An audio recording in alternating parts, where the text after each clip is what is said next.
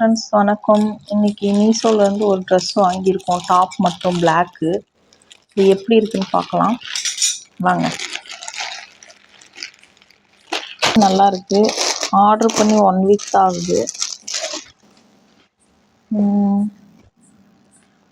Colour பார்த்திங்கன்னா block.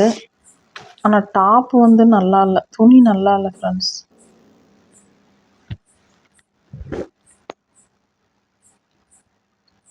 Neck வந்து இந்த மாதிரி பார்டர் வெறும் நெட்டாக வந்திருக்குது.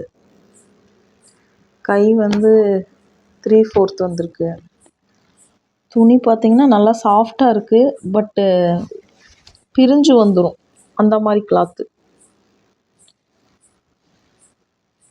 வேர் பண்ண நல்லாயிருக்கும்.